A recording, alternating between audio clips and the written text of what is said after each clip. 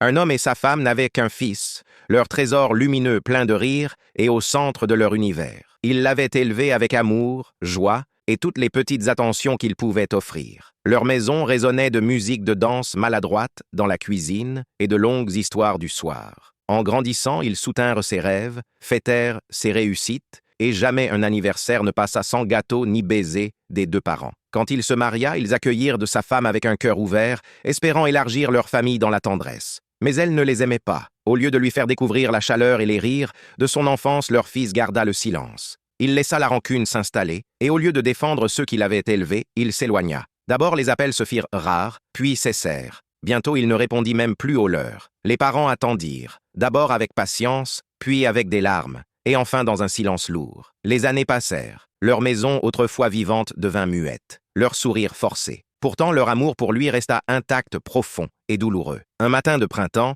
ils décidèrent d'aller au vieux centre de loisirs, l'endroit préféré de leur fils enfant. Peut-être qu'en ce lieu, un souvenir heureux renaîtrait, leur donnant l'illusion de se rapprocher de lui. En voiture, le père revoyait son fils rire au bord du lac, courir après les canards, les mains collantes de glace. Il ne vit pas un camion. L'accident fut instantané. Aucun des deux ne survécut. Ce même jour, leur fils, sans savoir pourquoi, avait choisi de se rendre au centre de loisirs avec sa famille. Bloqués par un grave accident sur la route, ils arrivèrent en retard. En passant près des débris, il sentit un étrange frisson glacé vite balayé. Plus tard, au centre, il regarda ses enfants jouer au lac, comme lui autrefois. Mais quelque chose manquait. Le soir, aux informations, il entendit les noms des deux victimes. Ses parents. Une voisine en pleurs expliqua « Ils allaient au centre, l'endroit préféré de leur fils. Même s'il les avait oubliés, ils ne cessèrent jamais de l'aimer. Il s'effondra brisé. Trop tard pour appeler. Trop tard pour dire « Pardon ». Si cette histoire vous a touché, partagez-la avant qu'il ne soit trop tard.